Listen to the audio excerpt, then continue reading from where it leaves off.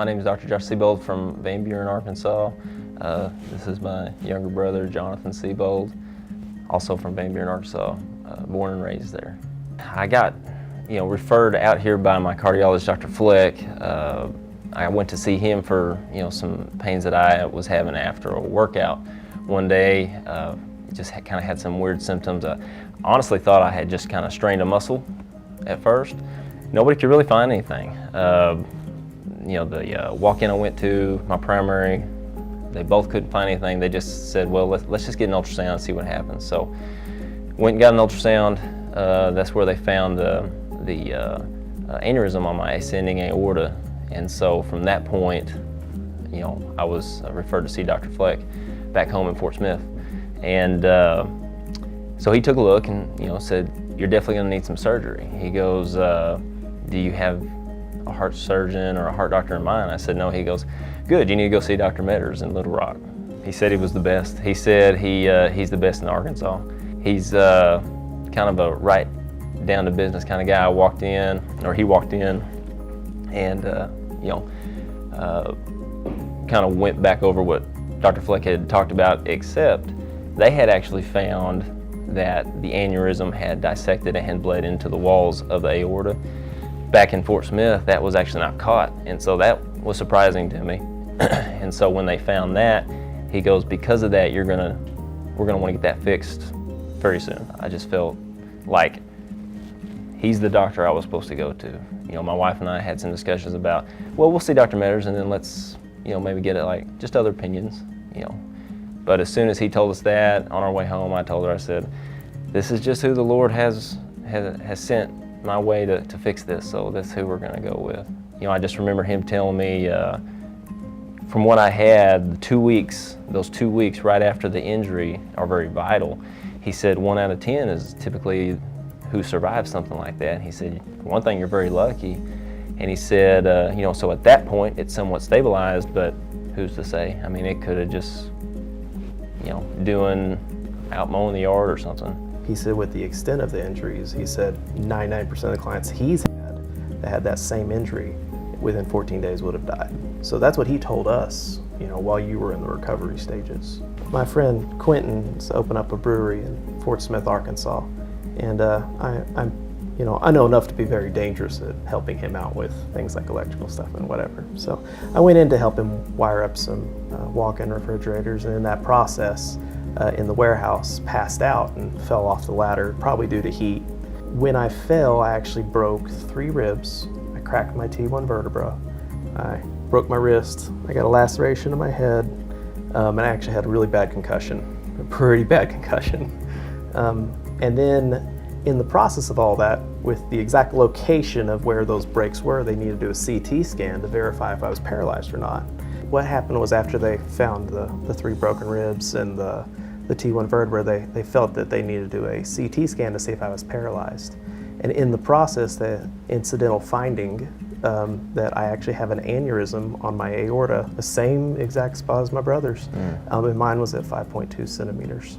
Knowing that I'm going to have the same surgery that my brother did, set up a time to meet with Dr. Metters roughly about a month later, and we had the surgery within days after meeting him. I first met Dr. Metters when he walked into the room. He was in some looked like surgery gowns, and he just walked right in, and he went through detail after detail of what went on. He used visuals. He explained in depth.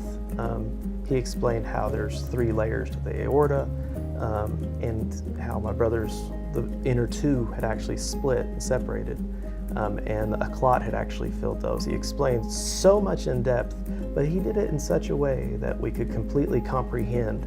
It was like very interesting dialogue, very tough information to explain, but he did it so well. He just knew what he was talking about. And not just that he knew he was talking about, he knew how to explain it in such a way that I was able to comprehend it, along with the rest of my family, who was in some extreme emotional duress from my brother's emergency surgery.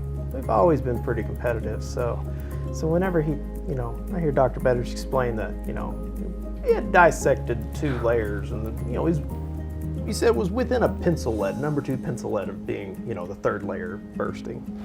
And I just, you know, it's hard to compete with that.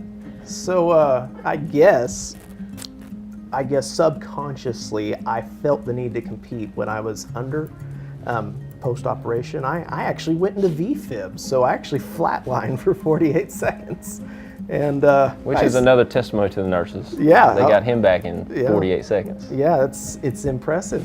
The first of the 2 Seubold brothers were referred to me by a cardiologist in Northwest Arkansas after an evaluation had been undertaken for evaluation of chest pain. That actually was a very curious predicament, not a typical chest pain evaluation in the United States. It was a young man, healthy, vigorous exercise routine, who developed severe chest pain that radiated up into his jaw and down his arm during a CrossFit workout. He had a CAT scan that showed he had an ascending aortic aneurysm. And he was referred to me, and within a couple of weeks he came to see me. And when I was reviewing his films a couple of days before the office visit, I was alarmed because I was concerned that he had already bled into the wall of the aorta right where it comes out of the heart, which is an extremely serious condition that can be a harbinger of a condition called aortic dissection, which is 90% fatal in the first 14 days if it's not treated. And he was lucky, he was in the 10% statistical category that survives an initial tear in the aorta to survive it and get to have treatment. The second brother was a serendipitous situation where he had not yet been screened because of his older brother, who was 2 years older at age 36, and was helping a friend move a business and fell off of a ladder, cracked a rib, and got x-rays, and they found that he also had an ascending aortic aneurysm involving this early segment of the aorta right where it comes out of the heart, right behind the breastbone. And we operated on him approximately 3 months later in September. So both brothers, in a span of 3 months, had open heart surgery and had their diseased ascending aortas replaced here at St. Vincent. There were no other real clues other than the chest pain that the first brother had at the completion of a CrossFit workout. So this was a little unusual in that regard.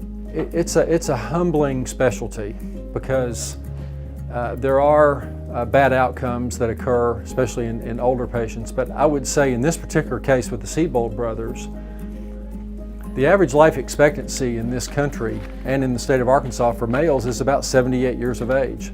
And so to have an opportunity to correct a problem that could take a young person's life, like either of the Seubold brothers, and hopefully put them back on a survival curve that's the same as the normal general population, and possibly give them 40 to 50 more years of life expectancy, then that's rewarding in that you feel like there's an enormous return on your investment of time spent as opposed to operating on somebody who's quite a bit older.